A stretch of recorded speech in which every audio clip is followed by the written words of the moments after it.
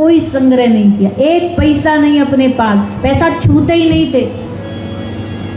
कोई कई यात्रा भी करनी होती, बस में जाते थे, ऑटो बस में जाते थे, संग में एक लड़का रखते थे, वही किराए का पैसा देता था, क्योंकि स्वयं तो कभी छुआ ही नहीं पैसा।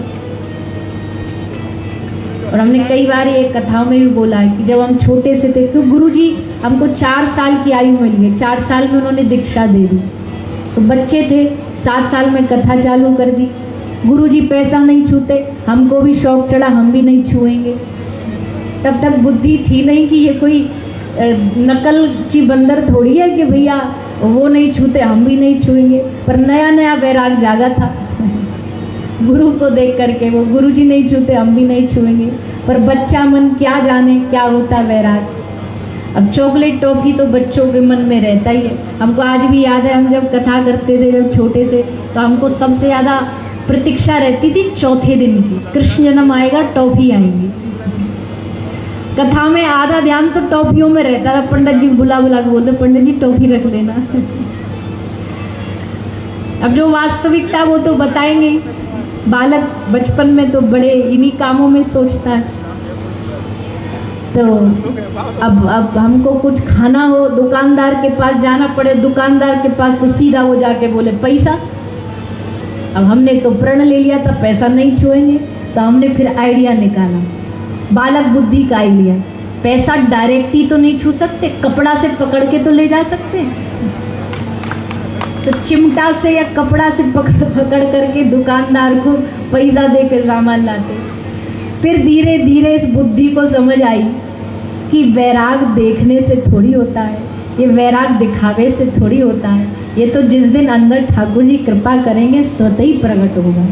तब हमने हाथ जोड़ दिए कि हमारे बस की बात नहीं है, हम तो भैया जब गुरु की कृपा होगी तभी ये सब संभव हो पाएगा। तो हमारे कहने का भाव है, गुरु कृपा से हमने जीवन में एक ही बात सीखी है, एक तो संतों का आशीर्वाद खूब पाया। बचपन में इतने संतों का आशीर्वाद, झूठन प्रसादी पाई, क्योंकि जन्म भगवान ने ब्रज में दे दिया, तो ब्रज परिक्रमा में रोज साधु आते, रोज संत आते, और हम सबको बुला बुला के लाते, महाराज जी प्रसाद पाओ। फिर उनसे जो बच जाता वो पाप आके, और हमें लगता आज थोड़ा बहुत 1-8% भी अगर कुछ व्यासपीठ पे बैठ के बोल पा रहे हैं, तो ये उन साधुओं की झूठन प्रसादी का ही प्रताप है, उनका ही आशीर्वाद है। नहीं तो कहाँ इस वाणी में सामर्थ्य है। इतने बड़े बड़े विद्वान, भगवत प्रेमी, भगवत भक्त बैठे हैं, हमारी क्या औकात कि हम इस व्यासपीठ पे बैठ के भगवान नाम गाएं, पर इस व्यासपीठ पर बिठाने वाले भी साधु ही हैं, संत ही हैं। हमको कुछ भी नहीं आता था, टूटा फूटा, और जब हम संतों के दर्शन करने जाते तो संत कृपा करके हमको बोल देते माइक पर कुछ बोलो, कुछ सुना लाली, कोई भजन सुना। अब हम अपनी कथा नहीं सुनाने बैठे या नहीं तो सब गड़बड़ हो जाएगा, आप कहोगे कहाँ से कहाँ पहुँच गए।